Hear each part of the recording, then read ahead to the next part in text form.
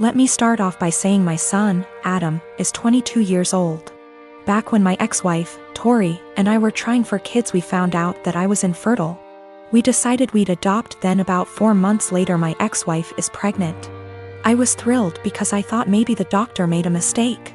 No, I was wrong. My ex-wife cheated on me and I didn't find out until 20 years later. Tori told me 2 years ago that she cheated on me. And we did a paternity test to make sure, and well, he's not my biological son. My ex and I divorced a few weeks later.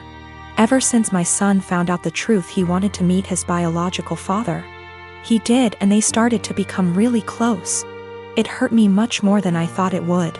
He's an adult, he can make his own decisions, but it hurt really bad. They started to bond really well, and all of a sudden Adam became really distant from me. It's been like this for almost a year and a half. I tried to text him to make plans for dinner and he said he's busy with Chris, biological father. I tried numerous times to connect with him by calling and texting, but he never made plans aside from like a meal every other month. We used to do stuff every other week, but it's been completely different since he found out about Chris. I couldn't stand it. My son, who I raised since he was a baby, treated me like I didn't matter. Anytime we'd actually have plans, he would still be cold and distant. What I mean by that is became much more defensive of his personal life.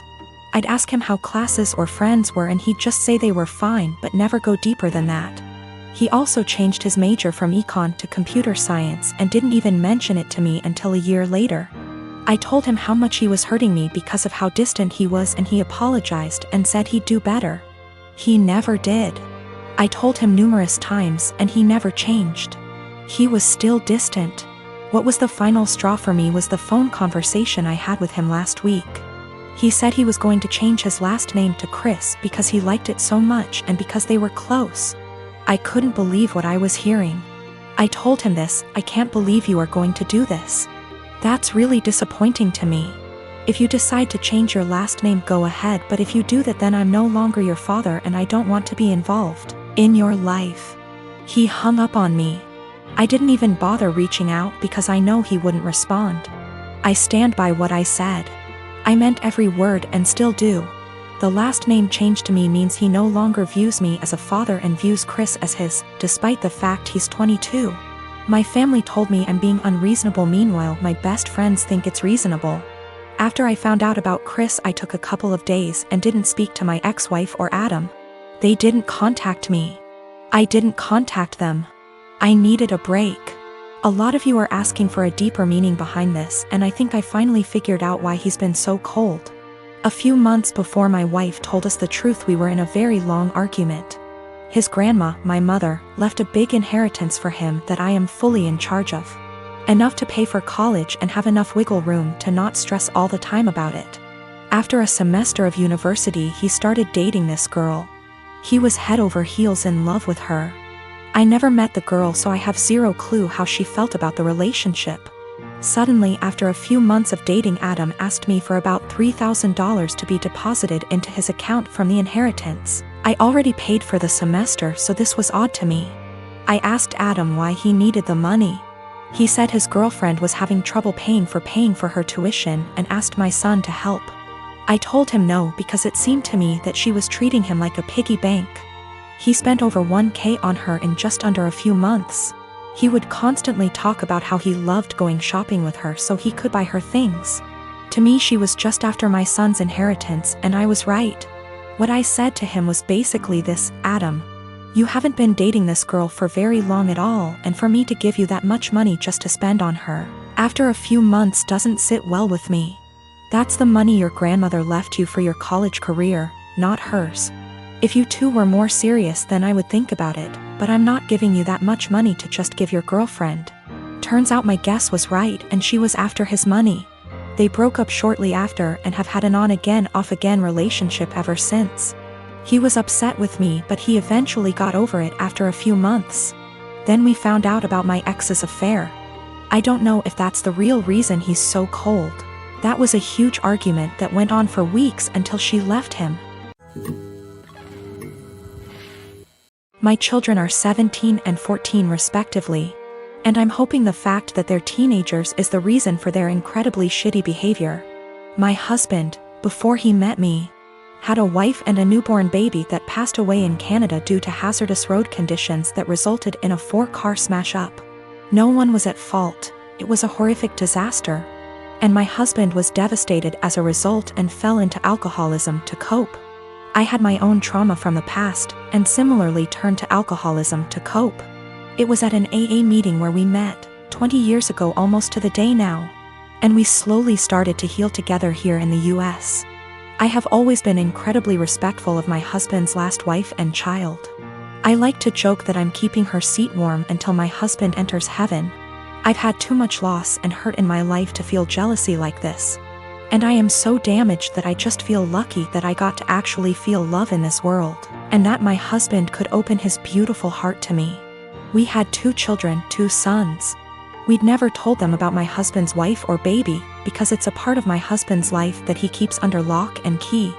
He has never healed from his grief, and therapy etc. has helped him only to a degree.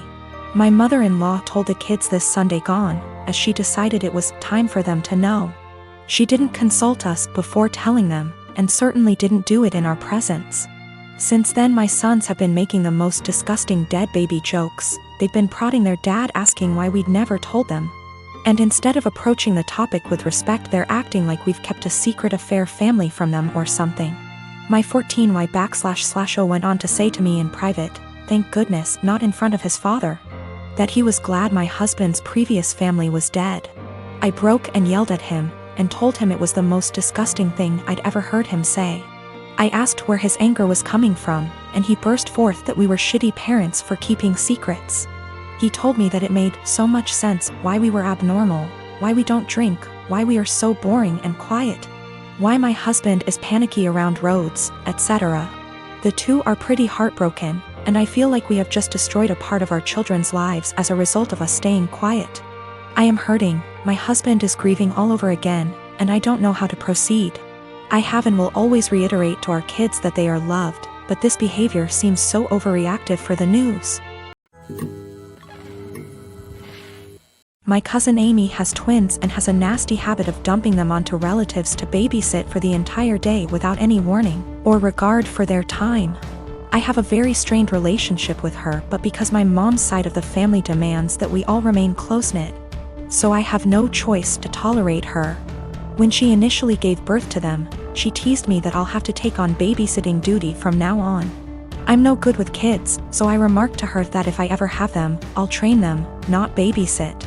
She brushed me off. The kids now are hella destructive and loud, pulling out stuffing inside furniture, holes inside walls, smashing anything glass and porcelain, screaming louder than a fire alarm. You name it. When it was my first turn to deal with them, I immediately walked with them to the store and grabbed the biggest bag of M&Ms I could find and trained them so that every time they follow my orders and behave, they get one. If they misbehave, I get one. Soon enough, every time the kids were dumped on me, they went with my guidelines and behaved. Whenever I say sit, they sit at the table. When I say stay, they don't leave that spot, etc. 2 days ago there was a party planned with the whole extended family. I know, pandemic.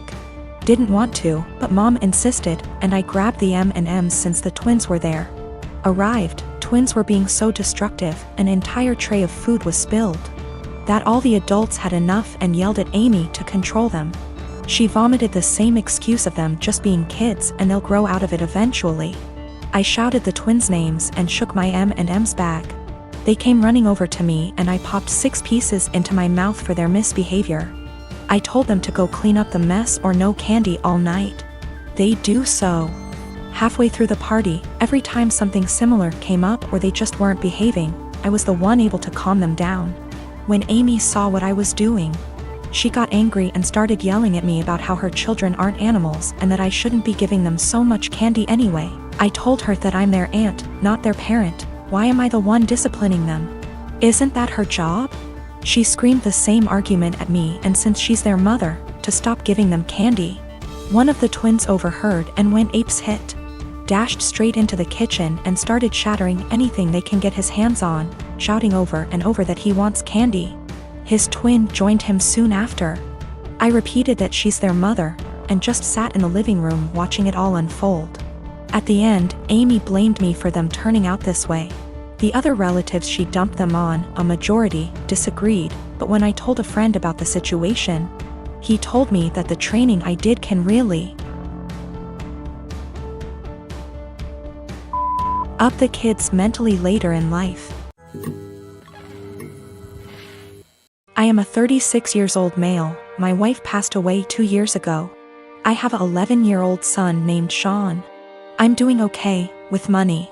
I have a stable income and support system. I have a friend named Kate. We've been together since we were kids. She's like a sister to me, although she tends to boss me around. She's introduced me to her female friends, hoping that I'll settle down again. I told her I have other priorities and I'm required to focus on Sean and his health. He's diabetes. Kate thinks there's something wrong with me, but not everyone's circumstance is the same. I started noticing a pattern in her behavior after she introduced me to a friend of hers. She'd tell me to leave Sean at home when we hang out and meet her friends. She'd tell me to take down any pictures that have my son and wife in it because ladies will assume that I'm a single dad or still married, and that'd limit my chances in dating.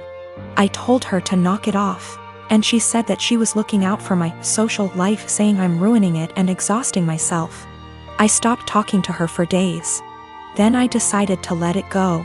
She's been insisting on bringing her friend to visit me with other friends.